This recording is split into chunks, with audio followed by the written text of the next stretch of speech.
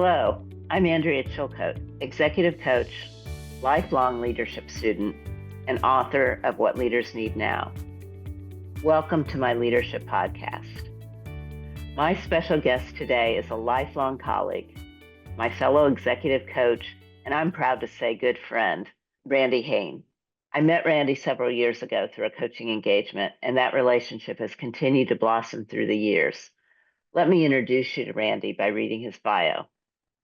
Randy is the founder and president of Serbian Partners and the co-founder of Leadership Foundry. With a successful 30-year career in senior leadership roles, corporate talent, and executive search, he's a sought-after executive coach for senior leaders at some of the best-known companies in the U.S. He is a husband, father, active community leader, and he serves on the boards of the causes he cares about most. Randy has earned a reputation as a creative business partner and generous thought leader through his books, articles, and speaking engagements. Randy is the award-winning author of 11 books, including Being Fully Present, Upon Reflection, Helpful Insights and Timeless Lessons for the Busy Professional, 2021's Essential Wisdom for Leaders of Every Generation, and his newest book, which we'll talk about today, Becoming a More Thoughtful Leader. Randy, it is so good to have you back on What Leaders Need Now. Oh gosh, Andrew, I'm so happy to see you and grateful for the invitation to join you. Randy, I want to talk to you about this exciting new book of yours, Becoming a More Thoughtful Leader. I love the book and the timely topic. We're both executive coaches, and in my work, I know that leaders struggle with time to be thoughtful in the environment today. Mm-hmm. What do you want readers to get out of reading this book? That's a great question, and it's one that probably is at the heart of what this book was meant to be. So when I think about thoughtful leadership, I think I'll start by just talking a little bit about thought leadership because I think that's where people naturally gravitate. Oh, it's a book about thought leadership. Thought leadership is when you're an expert at something and you share that expertise with the world. This is very, very different. What I want you to get out of this book is I want you to be thoughtful in two distinct areas. I want the reader to be thoughtful about their own growth and development. So each of the 20 chapters, they're all discrete different topics. I want you to learn each topic. I challenge you to practice it and really master that topic. So part one is be thoughtful about your own growth and development.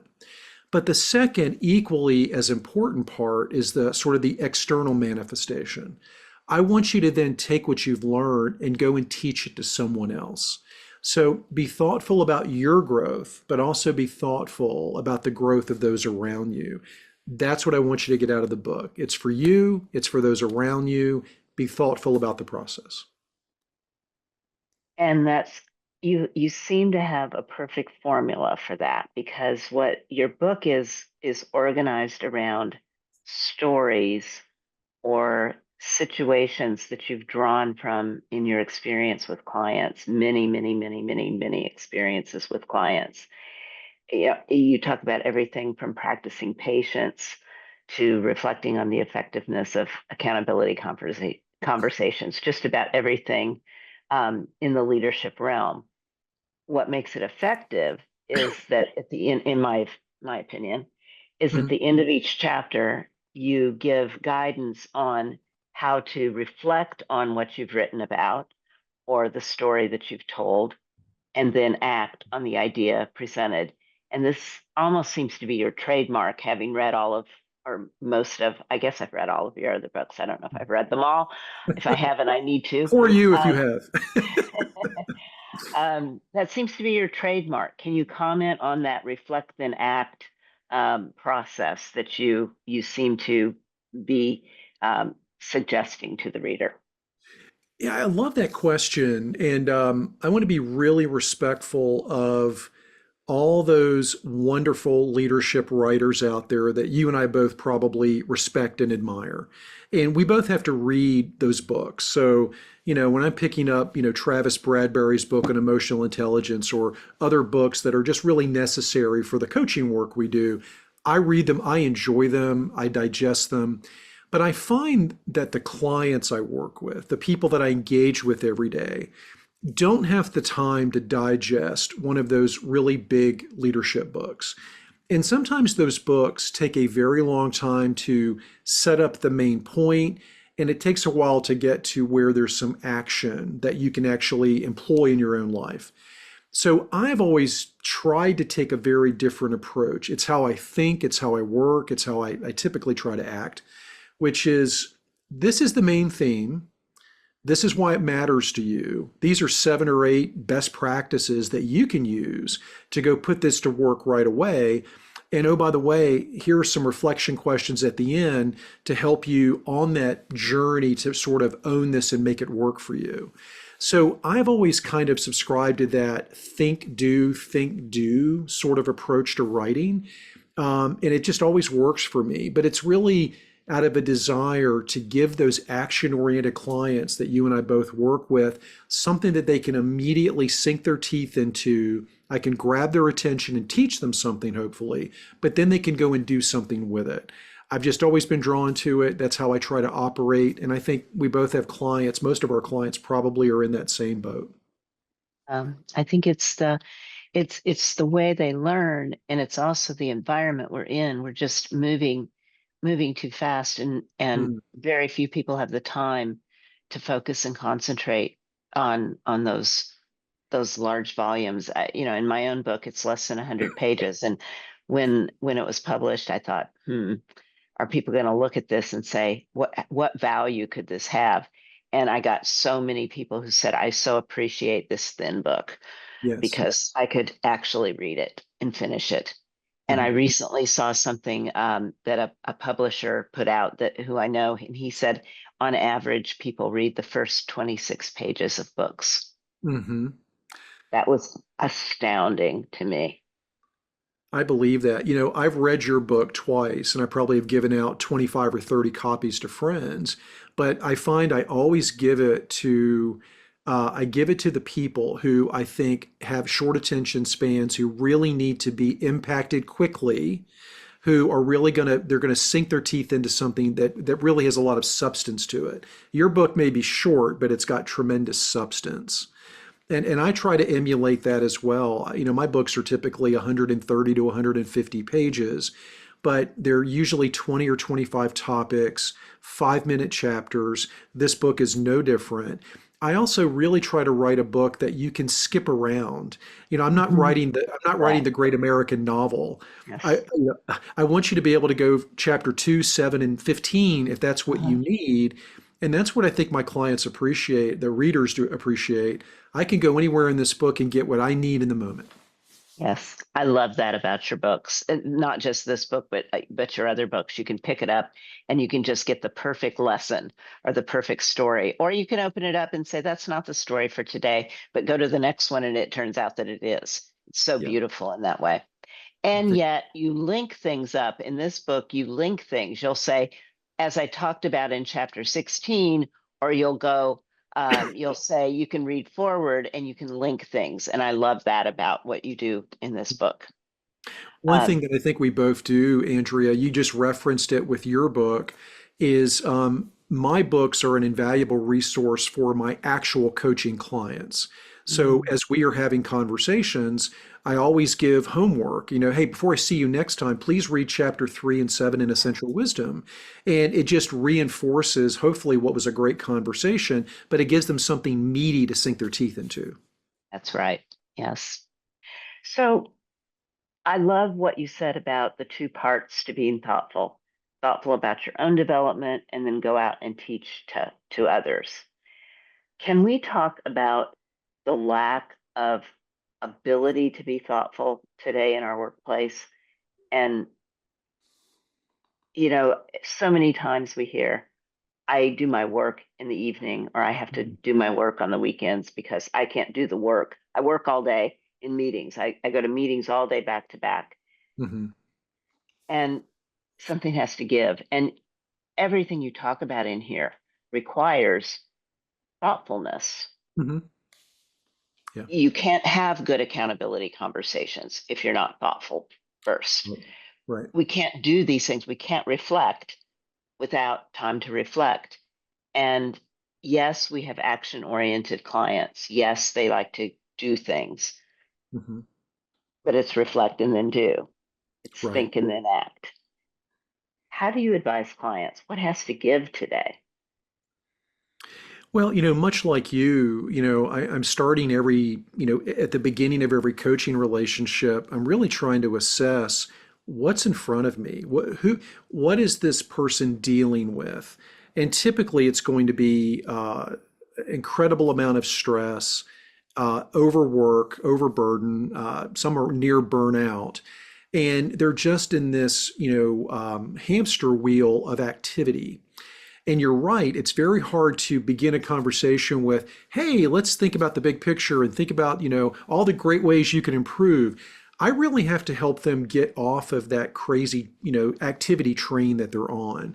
So I really just try to get them to look in the mirror, think about where they are, but also start to articulate, if I could be this kind of leader in the future, if I could look a year out, 2 years out, what kind of leader do I want to be? I'm not asking for specific goals because sometimes that's really hard to articulate.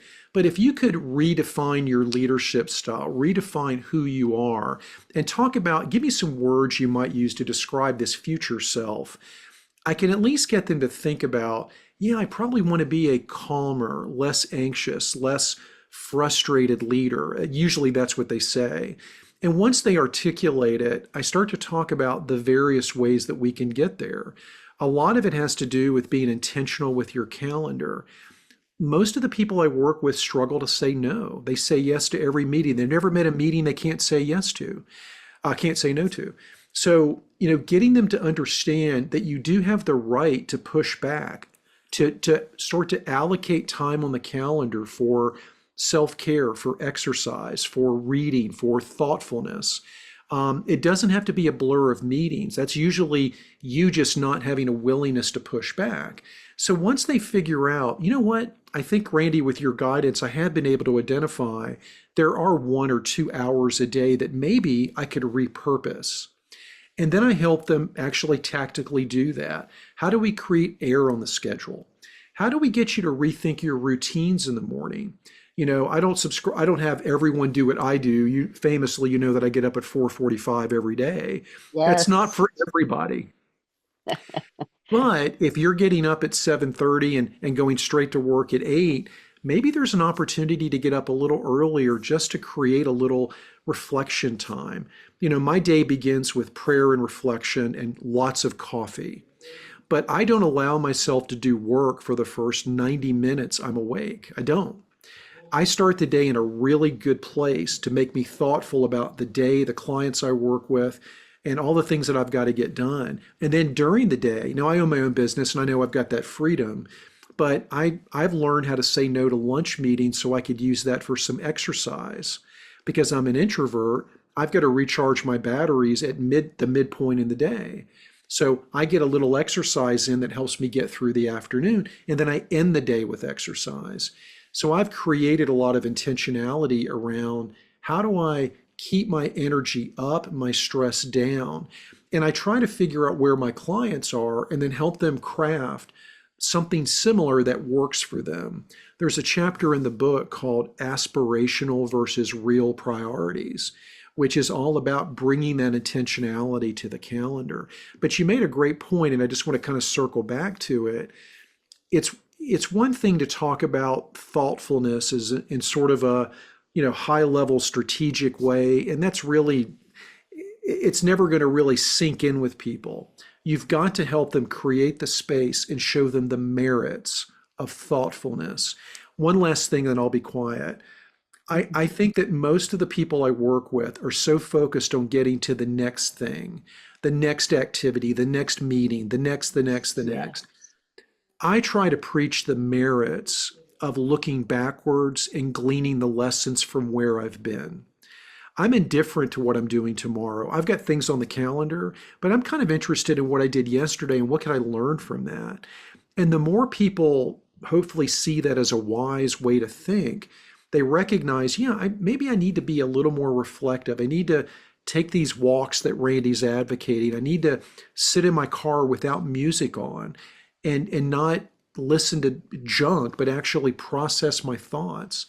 The more that sinks in, the more people love it. They tell me they love it, and I see a difference in my clients. So I hope that's an answer to your great question. It's a great answer. And you don't have to be quiet. This is all about hearing your wisdom. This is why you're here. So this is awesome. This is why you're here to spread this wisdom No, and hopefully make someone interested in reading more about it. Awesome. thank you. So in the many accolades the book is getting, both in the pre-publication recommendations, the Amazon reviews, and all of your books, people talk about your focus on human interactions, relationships. They talk about the heart that you put into this. And knowing you for so long, relationships are foundational to everything you do. It's why you named your company Servium, Mhm. I believe. Is that Yes, accurate? yes. Um, can you talk about how that inspires your work and your writing? Yeah, I love that question. I want to be thoughtful about that. So I don't think I'm smart enough to craft fiction stories. I'm not someone that can sit down and craft a great novel. I don't think that's in me. I don't know if I've got the ability to do that.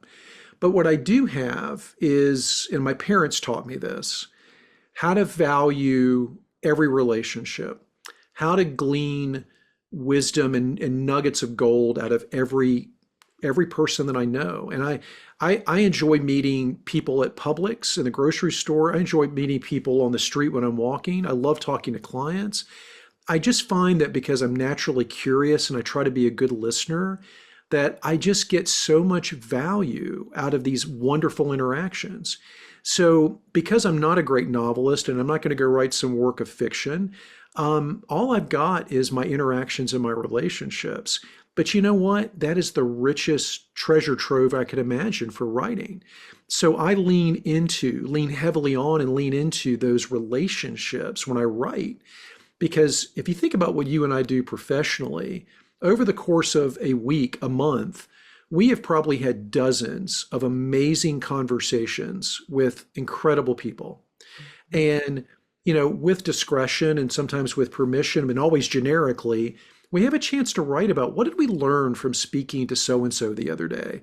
And that often finds its way into my work, where I take these things I'm learning and using the things that I'm using out in the coaching world.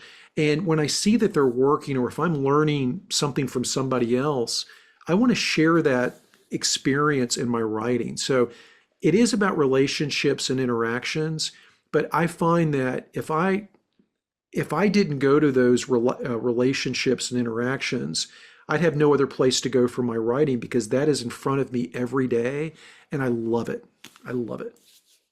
And when you talk about using those then in your writing, that's what everyone else is able to learn from. Mhm, And as a coach, I know you do this, I do this. It's not just writing, it's telling those stories mhm, and appropriately and anonymously. And people learn from those stories. mhm. Well, and listen, not to make you blush, but a great story about you and I is you were my coach. You were my executive coach years ago, and I'm so grateful for that because what you did for me was you challenged me that I was not doing the work I was meant to do. You challenged me to begin doing what I loved. And you started me on a journey. And that's a great story now in my life about someone challenged me to go do what I was meant to do. And 13 years later, I'm doing it. And I'm grateful for that. So thank you.